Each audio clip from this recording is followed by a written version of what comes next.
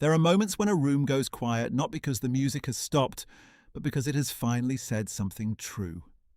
This is the story of one of those moments, and of the woman who made it possible without ever knowing she had. Her name was Renee. Renee Caldwell. She was 38 years old when the whole thing began, and she worked the front desk of a mid-sized hotel in Atlanta called the Meridian. 6 days a week, she sat behind a polished counter under recessed lighting, checked guests in and out, handled complaints about late housekeeping and cold breakfast and slow elevators, and kept her voice even and her expression pleasant through all of it. She had been doing this for 11 years. She wore a navy blazer with a gold pin that had her name on it. Her shoes were flat and sensible and had been resoled twice. She took the number 42 bus to work and ate her lunch in a break room the size of a large closet, usually alone, reading whatever library book she was working through that week. She had 2 daughters. Camille was 14 and serious, a girl who sat at the kitchen table after dinner and worked her homework problems with a pencil she kept perfectly sharpened. Zora was 9 and had her grandmother's laugh, a big, open sound that seemed too large for her small frame. Renee had been raising them on her own for 6 years, since the night their father packed a bag quietly while the girls were asleep and did not come back.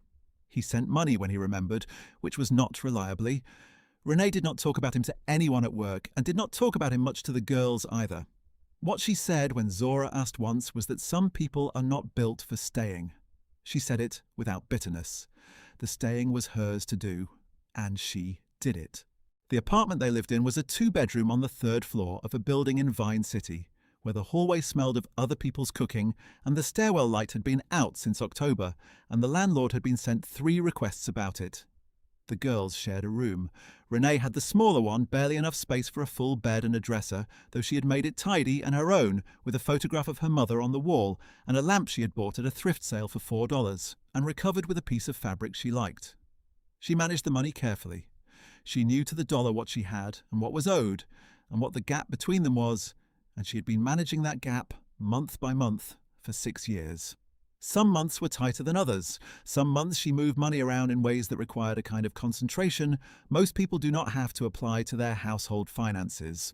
The Meridian lobby had a small lounge area off to one side of the main desk, separated by a low partition and a cluster of potted palms. There was a bar that opened at 4 in the afternoon, leather chairs arranged in arcs around low tables, and in the far corner near the window that looked out at the parking deck, a baby grand piano. The piano was lacquered black and had been there longer than Renee had. Most evenings it sat unused, its lid down, a decorative object that the housekeeping staff polished on Tuesdays. On Friday evenings, a man played it. His name was Dwight Osei. He was 44 years old and he had been playing the Meridian's lounge piano every Friday from 6 until 9 for the past 3 years.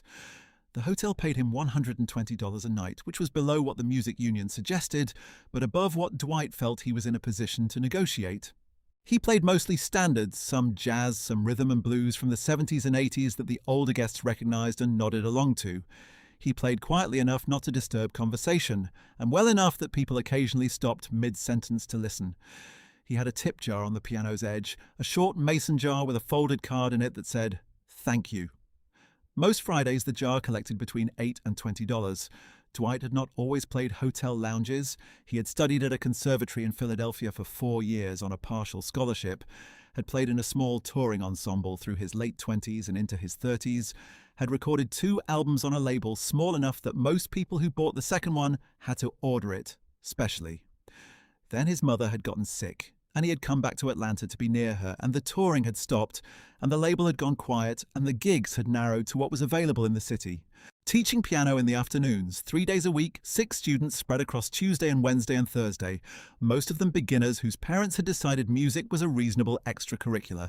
The Meridian on Fridays, a wedding here and there when a client wanted something live. It was a life. He told himself regularly that it was a life. The discipline required to believe that, some weeks, was not small. He drove to the Meridian on Fridays in a car that had 187,000 miles on it and an air conditioner that had not worked since the previous June.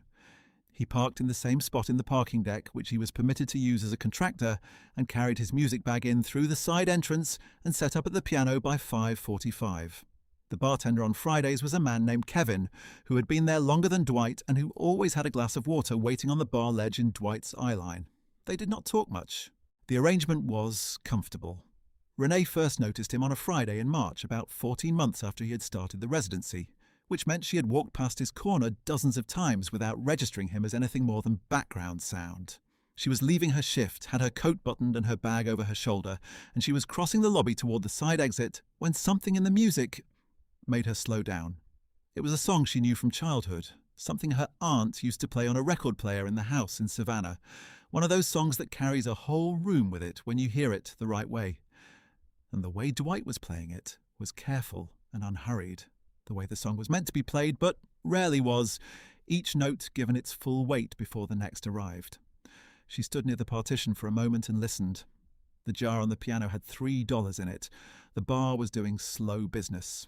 2 older guests were talking quietly at a table in the middle of the room and had not seemed to notice the song at all. Renee opened her wallet. She had a 20, a 5, and some ones. She stood there for just a second with her hand on the bills, doing the small arithmetic she always did. Then she took out 3 ones, folded them together, and walked to the piano. She did not disrupt him. She set the bills in the jar while he was playing without making eye contact and walked out. She thought about it on the bus home. Not heavily. Just a small thought, the way you carry a song in your head without meaning to. He had been playing something beautiful, and the room had not been listening, and she had been the only person near enough to do anything about it. $3 was not nothing on her budget. It was not nothing, and it was not everything either. She resolved, without quite deciding to, that she would do the same thing next week. She did. She did it the week after that. And the week after that. If you have ever given something small and faithfully and without expectation of return, you know how unremarkable it feels from the inside. Renee did not think of herself as doing anything notable. She thought of herself as leaving work on Fridays and stopping for 2 minutes at the piano on her way out. She thought of the $3 as roughly the cost of a cup of coffee, which was a way of making it feel manageable. She thought of Dwight's playing as one of the few genuinely pleasant things in the middle section of her week, and tipping him felt less like generosity and more like paying attention. It was not charity, it was acknowledgement. She had learned the difference between those 2 things early, from watching her own mother receive one and want the other. Have you ever watched someone do something beautiful and felt the room's indifference as an almost physical thing? If this story is already getting to something real for you, stay with me. The next part is where it gets good. Dwight noticed, of course. You noticed the same face approaching the same jar at the same interval across months. The first time he had assumed she was a guest. The second time he had looked more carefully and seen the navy blazer, the name Pin. By the 3rd time he knew she was staff. By the 6th or 7th time he knew which nights she worked late and which nights she left on the early side, because those were the Fridays she came by during the set, rather than at the end of it. He learned to look for her without appearing to. A pianist learns peripheral vision quickly. The room speaks to you from the edges when you let it. He started saving a song for her. He did not do this consciously at first. What happened was that he noticed, somewhere around the 4th month, that he played differently on the Fridays when he saw her cross the lobby toward him. Warmer, less like furniture, more like someone who had something to say. He had not understood how much it mattered. Being heard by one person who was actually listening, until he had that one person showing up reliably. A room full of people who are not listening is very close to a room with no one in it. One person who is genuinely present changes the acoustics of the whole space in ways that are not measurable and are very real. It cost her $3. It cost him the better part of what he had. He played the song she knew from her aunt's house twice more over the next several months, on Fridays when the lounge was thinning out early and the weather outside was cold enough that the room needed something steady and warm. She always stopped when he played it. He noticed that too. He did not speak to her for the first 7 months. This was not avoidance. They moved in separate corridors of the same building, and the times she crossed his path were brief and purposeful. She was doing a job, and then she was going home to her daughters. He understood that. He kept playing. He kept the song. In October, she stopped one evening during a slow moment in the set when only a few guests were in the lounge and the bar was quiet and Kevin was washing glasses at the far end. She stood near the piano for a moment and then asked him what the song was called. He told her. She nodded slowly, the nod of someone who had been carrying a question for a while without realizing they were carrying it. She said she had heard it as a child, in her aunt's house in Savannah, and had not heard it since. He said he had learned it from an old record his father kept, and that the original recording was worth finding if she had the time. She said she did not have much time, but she would try. She left her $3 in the jar and went home. After that, they talked on occasion. Brief exchanges at the end of his set or during a slow stretch in the middle of one. He learned she had 2 daughters. She learned he taught piano on weekday afternoons. He learned she had been at the Meridian for 11 years and had never eaten in the hotel restaurants because the prices were embarrassing for what they were. She laughed when she said it, the short, dry laugh of someone who has made peace with certain absurdities. He said the prices were embarrassing for anyone. She was not wrong. She laughed again, and then her phone buzzed, and she was gone. She had a way of listening that was not passive. She asked questions that were short and genuinely curious, not conversational filler. When he mentioned one Friday in November that he had been working on something new, a composition of his own, she asked only if he knew yet how it would end. He said he did not yet. She said that seemed right to him, and he thought about that sentence longer than she probably expected him to. He started playing for her even on the Fridays she did not stop. He played as though she might come by, as though the room deserved the version of him she had been quietly funding for nearly a year. The other guests in the lounge did not know this. They did not know that the pianist, sounding less like background music and more like something worth pausing for, was playing that way, in part because a woman in a navy blazer had put $3 in a mason jar every Friday for 11 months and never asked him what it was for. They just knew that the music was different than it had been before, or they did not know that either, not consciously. They just stayed a little longer than they planned to. They asked Kevin to refresh their drinks when they would otherwise have settled the tab. What neither Dwight nor Renee knew was that someone else had been watching. His name was Marcus Osei. He was Dwight's younger brother by 6 years, and he was, at 38 years old, the chief revenue officer of a hospitality group that owned 14 hotels across the southeastern United States, one of which was the Meridian. Marcus had not grown up planning to be in hospitality. He had grown up planning to be a musician, the same as Dwight. He had been a decent pianist himself as a teenager, not conservatory level, not scholarship level, but decent enough that the house had always had music coming from somewhere. When Dwight had gotten the scholarship to Philadelphia, Marcus had felt the particular sting of a sibling's talent clarifying the distance between them. Not resentment exactly, something more complicated and more private than that. He had gone a different direction. Toward business, toward spreadsheets and occupancy rates and revenue per available room. He had turned out to be very good at it. He visited the Meridian 4 or 5 times a year for operational reviews. He sat with the general manager and walked the property and reviewed reports and signed off on capital expenditure proposals. He knew his brother played the lounge on Fridays. He knew it the way you know things about family members that carry a small weight of obligation you have not yet found the right way to act on. Their relationship was not estranged, precisely. They called each other on holidays and on the occasional birthday. They went long stretches without speaking in between and did not hold this against each other, at least not openly. Dwight did not ask Marcus for anything, which Marcus understood to mean something, and Marcus did not offer without being asked, which was something he understood about himself without feeling entirely good about it. On a Friday in early December, Marcus happened to be in Atlanta for a review meeting that ran past 6. He was tired and in no particular hurry, and the parking deck was 2 minutes from the lobby, and he walked through the main entrance instead of going directly to his car.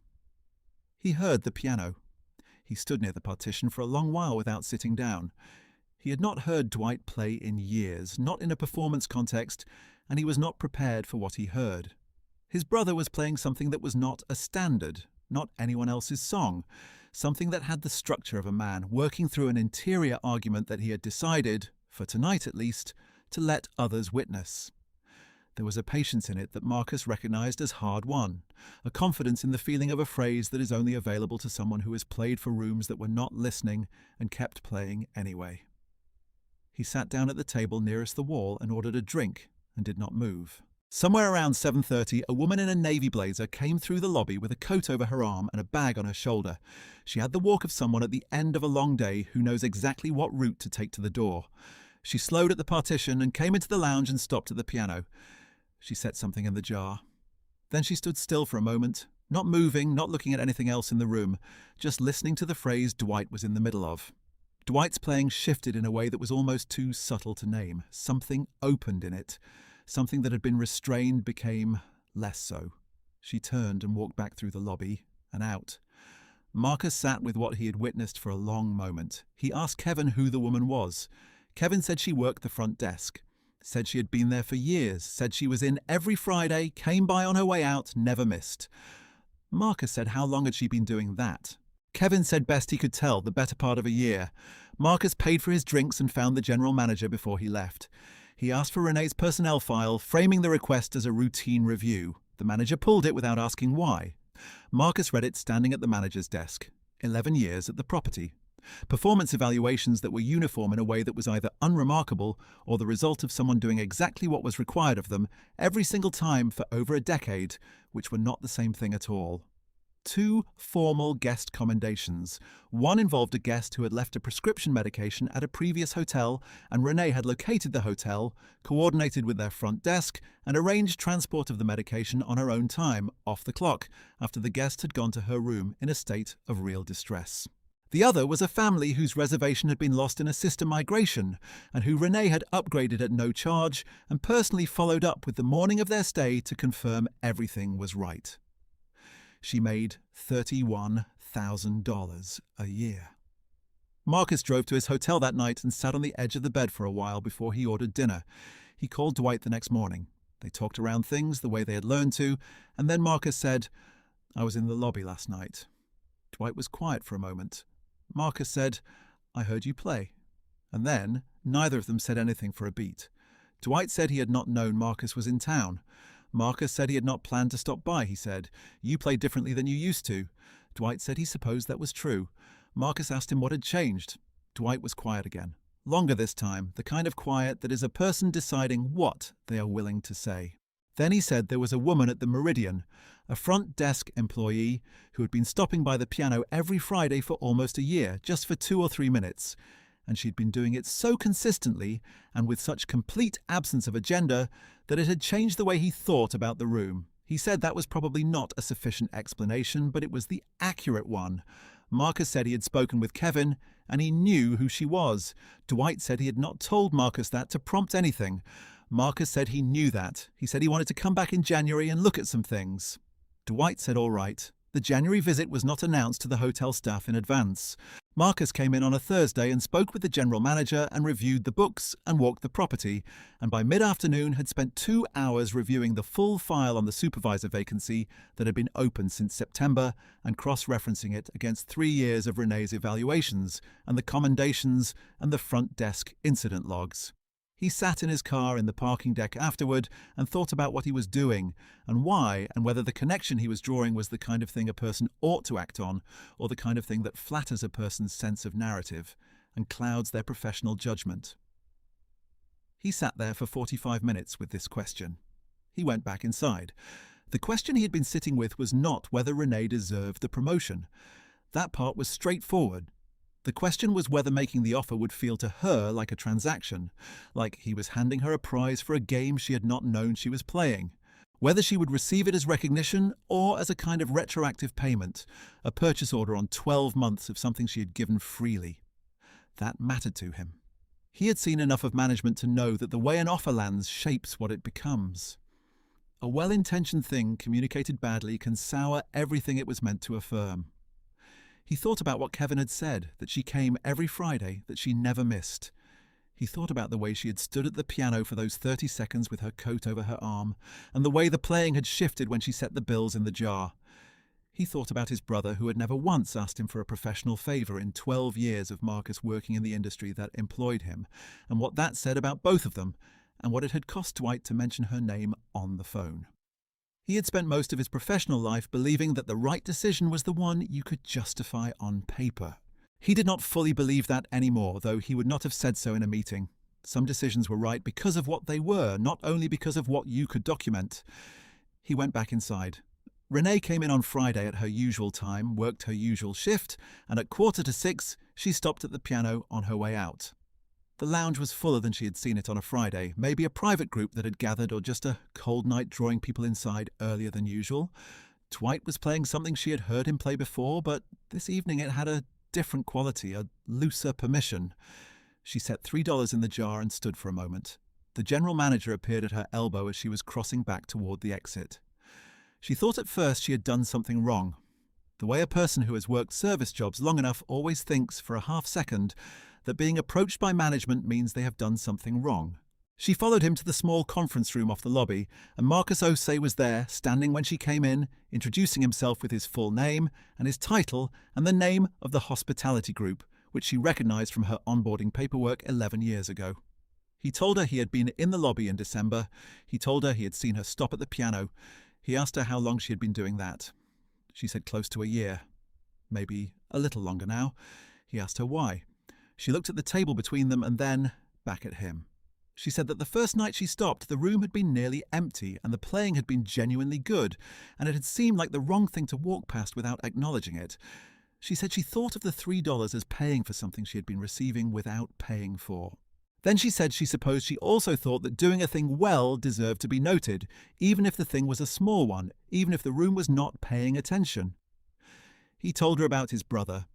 He told her what Dwight had said in December, that Renee had been the most consistent presence at that job, that something in his playing shifted on the Fridays she stopped by, that her attention had been, over the course of a year, a more sustaining thing than he had known how to articulate to anyone. She was quiet for a moment. She said she had not known they were brothers. Marcus said most people did not, that it was not a fact he had ever publicized, and not something Dwight had used as a point of access. He said he wanted to make her an offer. The supervisor vacancy had been open for 3 months. The position paid $51,000 a year with full benefits, including a tuition contribution program through the corporate HR package that covered up to $4,000 annually for a dependent child's education. He said that in 11 years of reviewing personnel files, he had never seen an employee at any property in the group who combined that length of tenure with that consistency of performance and that number of unsolicited commendations, and that when he added what he had personally witnessed in December to what he already knew, the evaluation was not a complicated one. He said the offer would be formalized through HR on Monday. Renee looked at him. She said, "This is because I tipped your brother $3 a week." Marcus said that it was not, and that it also was, and that he thought those two things were the same thing, which was the most honest answer he could give her. When she walked back through the lobby, it was close to 8:30. The lounge was still full. She stopped at the partition. Dwight was at the piano, and he had perhaps 20 minutes left in the evening's set, and the room had gotten quieter than she had ever heard the Friday lounge get. She stood at the partition with her coat in her hand and did not move. What he was playing was not a standard. She had never heard it before. It had the shape of something that had been held back for a long time, and now it was not being held back. It moved through the room, and the room let it move. The conversations at the tables went still, not abruptly, but in the way a tide goes out, gradually and then completely. Kevin stood with a glass in his hand and did not finish drying it. She stood for the full last 20 minutes of his set. When he finished, there was a silence that was not empty. Then the room gave it back, all of it, in a wave. Dwight stood from the bench and turned to face the lounge, as he always did. He saw Renee at the partition. He did not say anything. He placed his hand briefly on the jar at the edge of the piano and looked at her and nodded once. She nodded back. She took the 42 bus home. It was 9:15 and the night air was cold and the windows of the bus were fogged at the edges. The bus was nearly empty at that hour. 2 other passengers at the back, an older man in a work jacket asleep against the window, a young woman staring at a phone. Renee sat in the 3rd row on the left side because that was where she always sat, and she held her bag in her lap and looked out at the city going past. She thought about what she would say to the girls. She thought about how to explain what had happened in a way that made sense, without sounding like something from a story. She thought about Camille and the applications that had been sitting at the edge of her thinking for the better part of a year, like something she did not quite allow herself to look at directly. $51,000 was not a number that changed everything.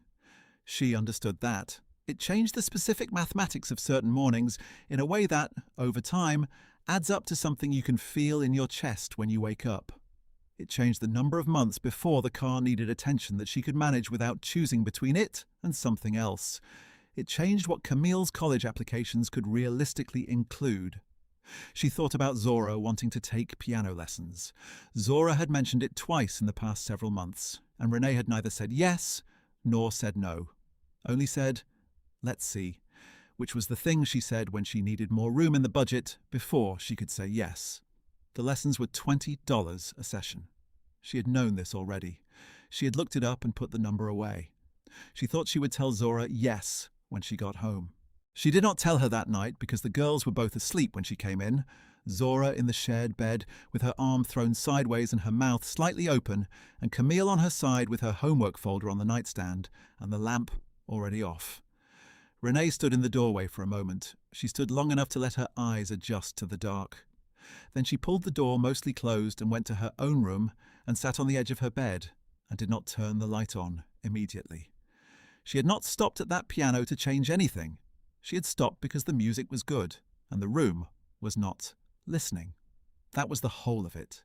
She was a person who did small things faithfully, not because she expected a return, not because she was performing virtue, but because doing the thing correctly was simply what being herself required. She had not known anyone was tracking it. She had not tipped Dwight because Marcus owned the building. She had not even tipped him because she believed in some cosmic ledger. She had tipped him because on a Friday evening in March the room was not listening and the music deserved better. Kindness done without an audience is not a lesser thing. It is, in fact, the only kind that is fully itself. The supervisor role was made official on a Monday morning. Renee signed the paperwork in a conference room that was the same size as the one where Marcus had made the offer, and she carried the folder home on the 42 bus and set it on the kitchen table. Camille read the new salary figure and pressed her lips together in the way she did when she was keeping tears from arriving. She said, "So the applications can include the state schools?" Renee said yes, including the state schools. Zora climbed onto Renee's lap and said, "Mama, is it very good news?" And Renee said, "It is very good news, baby." That same week, Renee called the music studio 2 blocks from the library and enrolled Zora in beginner piano. Zora went for the first time on a Wednesday afternoon and came home with a handout showing the keys labelled in pencil and a look on her face that Renee recognised from Camille's first serious book. The look of someone who has found a thing they did not know they had been looking for. Within 3 weeks, Zora was playing the beginning of a song with both hands, slowly, her tongue pressing against her upper lip the way it did when she was concentrating. She played it every evening before dinner with the patient imprecision of a beginner who is, underneath the imprecision, clearly going somewhere. Renee would sit in the kitchen with a book and listen. She was not thinking about any of it as connected when she sat there. She was just a woman at a table listening to her daughter learn something new. The connection was there nonetheless. It is always there whether or not we are aware of it, between what we give and what comes back, between the small, faithful thing done without an audience and the life that quietly arranges itself around it over time. Dwight called in February. He said he had been thinking about how to put into words what he wanted to say and had not found a clean way to do it, so he was going to just say it plainly. He said that she had been the most consistent audience he had had in years, and that what felt like a simple act from where she was standing had not felt simple from where he was sitting, and that the playing she had heard on the last Friday of January was the best he had played since before his mother got sick. And she was the reason he knew it, and he wanted her to know that he knew. She said she appreciated that. There was a pause on the line, and she could hear what sounded like traffic through an open window on his end. She said she had ordered his second album and had played one song on the second side 3 times in a row before she understood why she could not stop. He asked her which one. She told him the track title, which she had looked up from the liner notes because she had not wanted to describe it wrong. He was quiet for a moment that was different from the pauses before it. He said that one had cost him something to record, that there was a decision in the middle of the arrangement that he had argued with himself about for weeks before settling it. She said she could hear that in the music, that you could tell a note was chosen rather than arrived at, and that was precisely what had made her play it again. He said that was the first time anyone had said that to him, about that particular moment in the recording, and he meant it. She said she believed him. She said she had to start dinner. He said good evening. She hung up and stood in her kitchen looking at the window above the sink, at the cold dark outside and the small square of her own reflection in the glass. She thought about her aunt's house in Savannah and the record player on the shelf by the window, the afternoon light coming through the curtains in long yellow bars, the way music in that house was not a special occasion but a condition of living there, the same as cooking smells and the sound of her aunt's voice. She thought about being a small girl in that house and hearing through an open door a song that made her stop in the hall and not move. She had not known then what it meant to stop and listen. She had just stopped because the sound required it. She thought about the song she had heard through an open door as a child, the one that had made her slow down in the Meridian lobby on a Friday in March all those years later. She thought about how she had opened her wallet and done a small arithmetic and taken out $3, not knowing she was beginning something. This is what faithfulness looks like from the inside. Unremarkable. Chosen again each time, never announced to anyone, including yourself. There is a record that Dwight released in the late fall of that year, recorded with a small ensemble over 2 weeks in a studio in East Atlanta. He had been working on the compositions for a long time, and he finished them in the months after January and went into the studio in September. The liner notes list the names of the musicians and the engineers, and, in the acknowledgements at the back of the sleeve, a single line. For the woman in the navy blazer who paid attention when the room did not. No last name, no story attached to it, just that. Renee found the album the same way she had found the second one, ordered it specially, and listened to it on a Sunday afternoon, with Zora at the kitchen table doing her homework and the apartment full of the kind of quiet that is not silence, but rest. She listened all the way through. When it was done, she sat in her chair by the window for a while. She knew which song he had written the line for. She knew it the moment she heard it, without needing to check the track order or count the bars. Some things you simply know.